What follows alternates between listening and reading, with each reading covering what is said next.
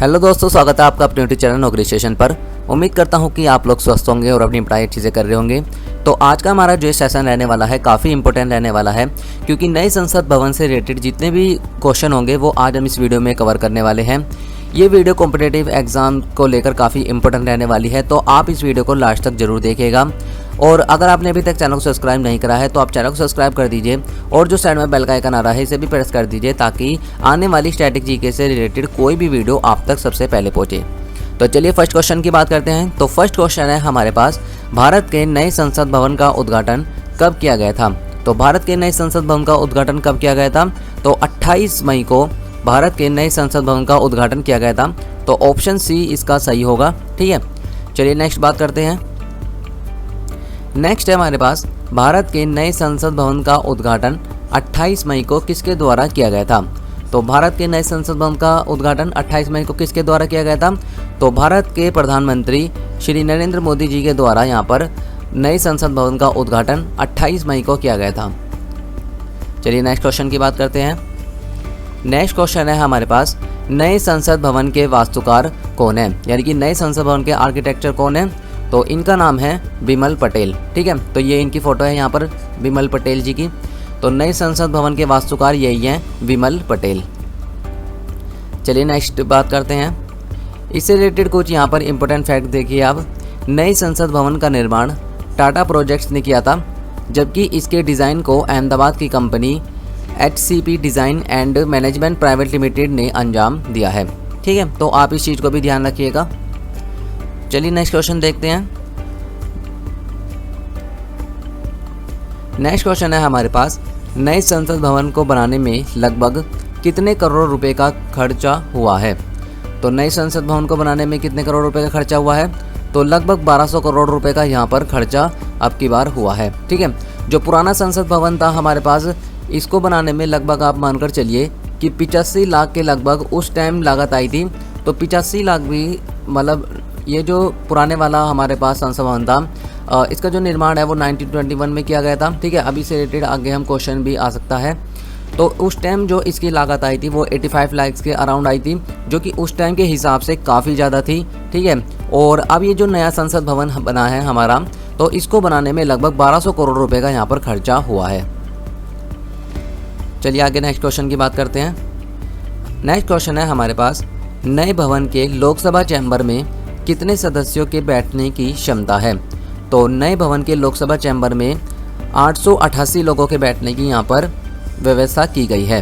ठीक है, तो इस तरह से है हमारा कुछ नया लोकसभा का सदन।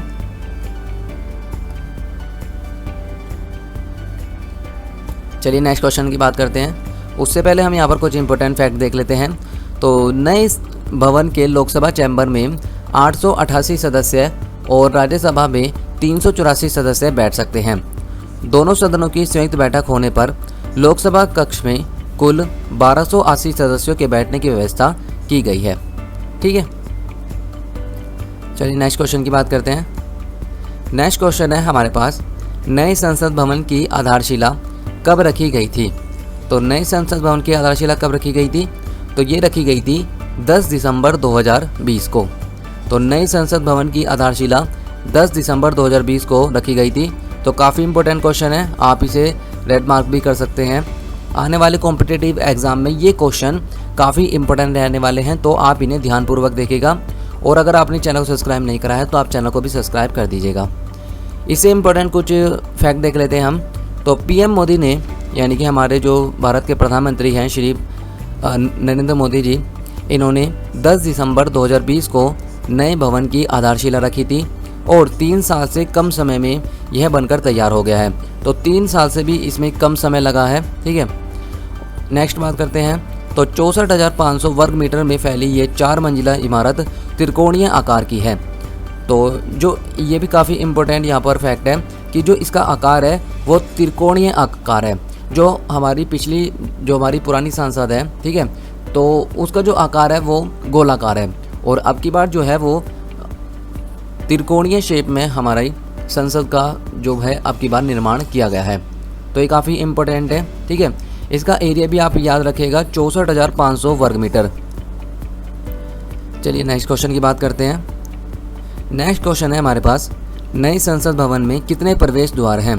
तो नए संसद भवन में कितने प्रवेश द्वार हैं? तो 3। ठीक है, तो 3 जो है वो संसद भवन में प्रवेश द्वार हैं। चलिए इसे इंपॉर्टेंट फैक्ट देख लेते हैं। इस इमारत में 3 मुख्य द्वार हैं, ज्ञान द्वार, शक्ति द्वार, कर्म द्वार। ठीक है, इसमें वीआईपी, सांसदों और आगंतुकों के लिए अलग अलग प्रवेश द्वार रखे गए हैं। ठीक है, तो आप इस चीज़ को ध्यान रखिएगा। यहाँ पर 3 द्वार है, तीनों द्वार के नाम यहाँ पर दे रखे हैं। पहले का है ज्ञान द्वार, दूसरे का है शक्ति द्वार और तीसरे का है कर्म द्वार। ये भी आपसे जो है एग्जाम में पूछ सकते हैं। चलिए नेक्स्ट क्वेश्चन की बात करते हैं। नेक्स्ट क्वेश्चन है हमारे पास, नए संसद भवन में लोकसभा कक्ष की थीम क्या है? तो लोकसभा कक्ष की थीम क्या है?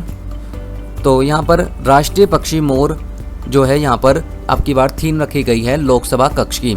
जैसा कि आप यहाँ देख सकते हैं कि आपको कुछ मोर के पंख के टाइप यहाँ पर जो है डिज़ाइन दिखाई दे रहा होगा।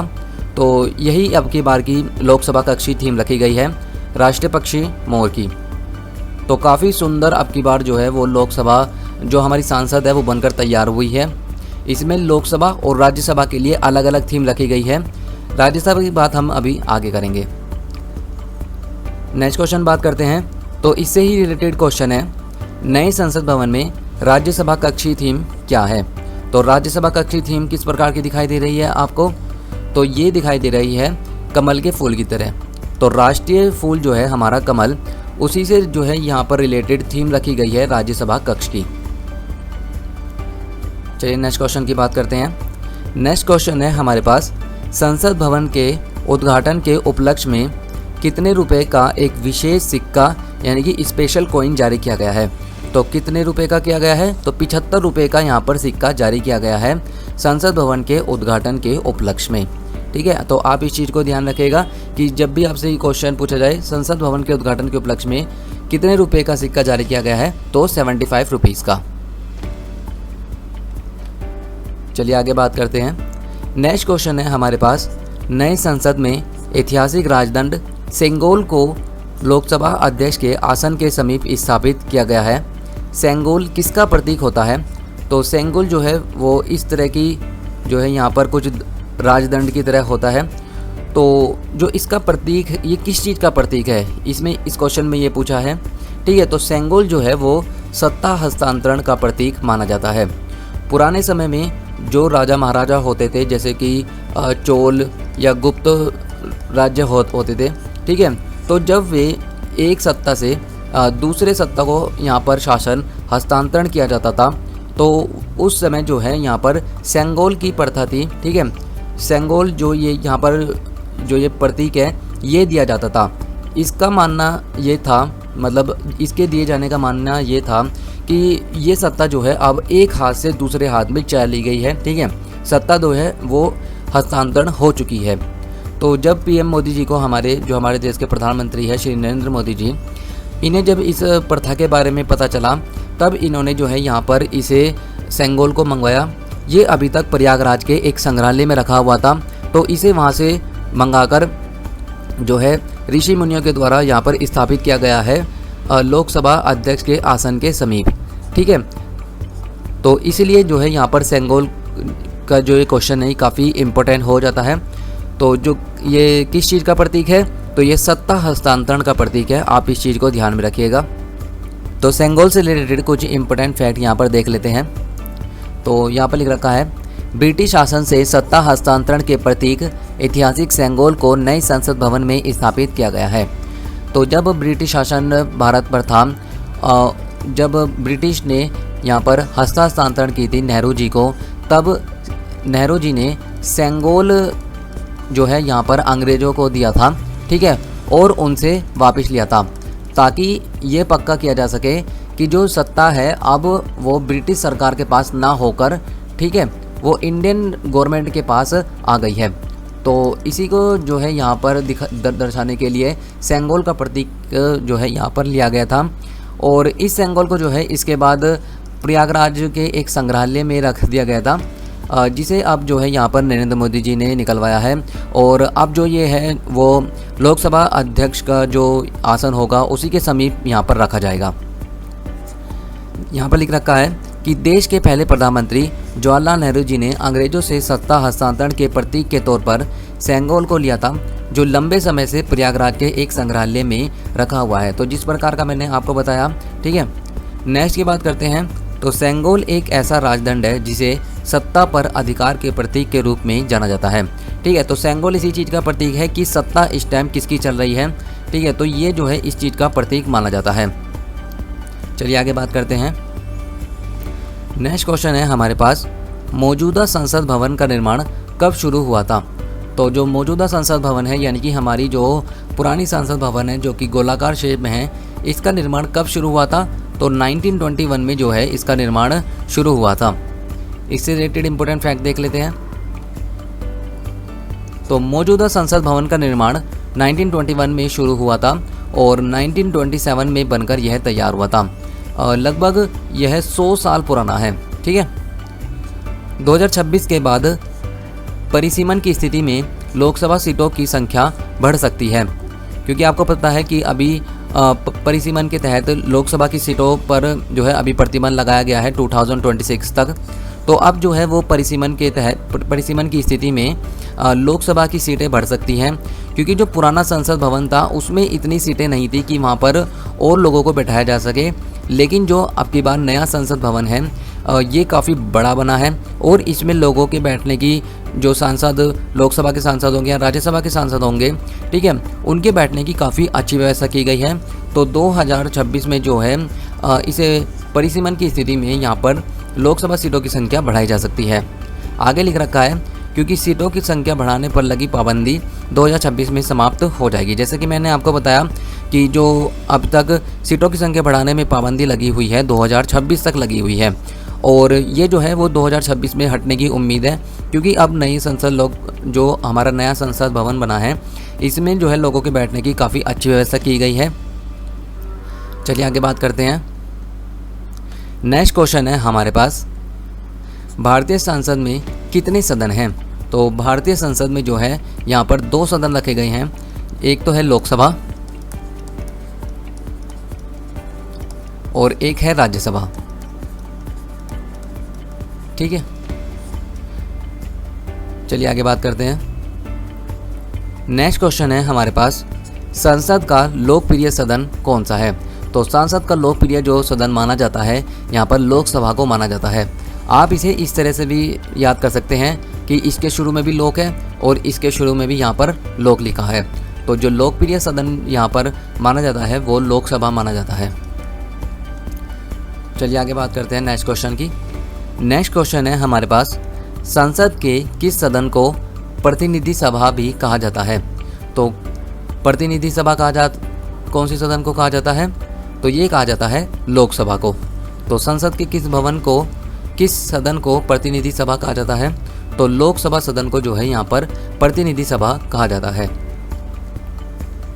काफ़ी इंपॉर्टेंट क्वेश्चन है ये, ठीक है। ये जो है आपके कॉम्पिटिटिव एग्ज़ाम में आपको ज़रूर देखने को मिलेंगे, तो आप वीडियो को ज़रूर लास्ट तक देखिएगा। नेक्स्ट क्वेश्चन है हमारे पास, संसद का स्थायी सदन कौन सा है। तो संसद का जो स्थायी सदन है ये राज्यसभा को यहाँ पर स्थायी सदन माना जाता है। चलिए नेक्स्ट क्वेश्चन की बात करते हैं। नेक्स्ट क्वेश्चन है हमारे पास, भारतीय संसद में शामिल हैं। तो भारतीय संसद में कौन कौन शामिल है। तो भारतीय संसद में है यहाँ पर ऑप्शन डी होगा यहाँ पर लोकसभा, राज्यसभा एवं राष्ट्रपति, ठीक है। तो इन तीनों के मिलकर ही यहाँ पर संसद का निर्माण होता है, लोकसभा, राज्यसभा और राष्ट्रपति। चलिए नेक्स्ट क्वेश्चन की बात करते हैं। नेक्स्ट क्वेश्चन है हमारे पास, भारतीय संविधान में किस अनुच्छेद में कहा गया है कि संघ के लिए एक सांसद होगी जो राष्ट्रपति और दोनों सदनों से मिलकर बनेगी। तो कौन से आर्टिकल में है। तो आर्टिकल 79 में ये चीज़ कही गई है कि संविधान में जो है यहाँ पर एक संघ होगा, ठीक है, एक सांसद होगी जिसमें राष्ट्रपति और दोनों सदन यानी कि लोकसभा और राज्यसभा से मिलकर जो है यहाँ पर सांसद बनेगी। ये आर्टिकल 79 में कहा गया है। चलिए नेक्स्ट क्वेश्चन की बात करते हैं। नेक्स्ट क्वेश्चन है हमारे पास, भारतीय संसद के कितने अंग हैं। तो भारतीय संसद के जो यहाँ पर 3 अंग माने जाते हैं, जो कि मैंने अभी आपको ऊपर बताया। नेक्स्ट क्वेश्चन की बात करते हैं। तो नेक्स्ट क्वेश्चन है हमारे पास, संसद का निम्न सदन एवं उच्च सदन क्रमशः है। तो इस तरह का भी आपसे क्वेश्चन पूछा जाता है, निम्न सदन और उच्च सदन भी यहाँ पर पूछ सकते हैं। तो यहाँ पर जो ऑप्शन होगा वो बी होगा। निम्न सदन जो है यहाँ पर लोकसभा को माना जाता है और उच्च सदन यहाँ पर राज्यसभा को माना जाता है। तो इस तरह से आपसे अलग अलग करके भी पूछ सकते हैं कि संसद का निम्न सदन कौन सा होता है, तो ये तो होता है लोकसभा। या आपसे ऐसे पूछ सकते हैं कि संसद का उच्च सदन कौन सा होता है, तो ये होता है राज्यसभा। तो आप इस चीज़ को ध्यान रखिएगा। नेक्स्ट क्वेश्चन की बात करते हैं। तो नेक्स्ट क्वेश्चन है हमारे पास, संसद के 2 क्षेत्रों के बीच अधिकतम कितना अंतराल दिया जा सकता है। तो संसद के 2 क्षेत्रों के बीच जो मिनिमम अंतराल यहाँ पर दिया जा सकता है वो 6 महीने का यहाँ पर दिया जा सकता है। ठीक है, तो आप इस चीज़ को ध्यान रखिएगा। नेक्स्ट क्वेश्चन की बात करते हैं। तो नेक्स्ट क्वेश्चन है हमारे पास, संसद में कितने सत्र होते हैं। संसद में जो है यहाँ पर ऑप्शन डी होगा, उपयुक्त सभी संसद को यहाँ पर सत्र होते हैं। बजट सत्र, मानसून सत्र, शीतकालीन सत्र। तो इसका जो ऑप्शन है वो डी होगा, उपयुक्त सभी। नेक्स्ट क्वेश्चन की बात करते हैं। तो नेक्स्ट क्वेश्चन है हमारे पास, लोकसभा व राज्यसभा की संयुक्त बैठक कब होती है। तो जो इसका ऑप्शन होगा ये होगा ऑप्शन बी, लोकसभा एवं राज्यसभा में मतभेद होने पर जो है वो संयुक्त बैठक का आयोजन किया जाता है, जिसकी अध्यक्षता जो है लोकसभा के अध्यक्ष करते हैं। चलिए आगे बात करते हैं। आगे नेक्स्ट क्वेश्चन है हमारे पास, स्वतंत्र भारत के संसदीय इतिहास में अभी तक कितनी बार संयुक्त बैठक जो है अधिवेशन बुलाई गई है। तो 3 बार जो है अभी तक यहाँ पर संयुक्त बैठक बुलाई गई है स्वतंत्र भारत के संसदीय इतिहास में। चलिए नेक्स्ट क्वेश्चन की बात करते हैं। नेक्स्ट क्वेश्चन है हमारे पास, संसद के दोनों सदनों के संयुक्त अधिवेशन की अध्यक्षता कौन करते हैं। तो लोकसभा के अध्यक्ष जो हैं वो संयुक्त जो बैठक होती है उसकी अध्यक्षता करते हैं लोकसभा के अध्यक्ष, और जो अधिवेशन बुलाते हैं वो यहाँ पर राष्ट्रपति अधिवेशन बुला सकते हैं। ठीक है, नेक्स्ट बात करते हैं हम। नेक्स्ट क्वेश्चन है हमारे पास, भारत की संचित निधि से धन निर्गम पर किसका नियंत्रण है। तो भारत की संचित निधि से धन निर्गम पर जो है यहाँ पर संसद का नियंत्रण है। ठीक है, तो ऑप्शन डी यहाँ पर राइट आंसर होगा। तो भारत की संचित निधि से धन निर्गम पर किसका नियंत्रण है, सांसद का। तो काफ़ी इंपॉर्टेंट क्वेश्चन है ये, इसे आप रेड मार्क भी कर सकते हैं। ये काफ़ी इंपॉर्टेंट है, काफ़ी क्वेश्चन जो है ये काफ़ी बार एग्जाम में आ चुका है। चलिए नेक्स्ट क्वेश्चन की बात करते हैं। तो नेक्स्ट क्वेश्चन जो है आपको यहाँ पर कमेंट में बताना होगा। ठीक है, ये आपके लिए एक क्विज़ के तौर पर हो सकता है। तो यहाँ पर है, संसद के किस सदन को प्रतिनिधि सभा कहा जाता है। तो आपके पास 4 ऑप्शन है, जो भी आपका यहाँ पर राइट आंसर हो तो आप वो नीचे कमेंट में ज़रूर लिखिएगा। और अगर आपको ये वीडियो पसंद आई हो, ठीक है, क्वेश्चंस पसंद आए, क्वेश्चन का लेवल पसंद आया हो, तो आप इस वीडियो को जरूर लाइक करें, अपने दोस्तों के साथ भी शेयर करें, ताकि वे भी जो है इन क्वेश्चंस को यहाँ पर जो है रीड कर सकें। और अगर आपने अभी तक चैनल को सब्सक्राइब नहीं करा है तो आप चैनल को सब्सक्राइब कर दीजिए, और जो साइड में बेल का आइकन आ रहा है इसे भी प्रेस कर दीजिए, ताकि आने वाली वीडियो का नोटिफिकेशन आपको सबसे पहले मिले। तो मिलते हैं नेक्स्ट टॉपिक के साथ नेक्स्ट वीडियो में, तब तक के लिए गुड लक।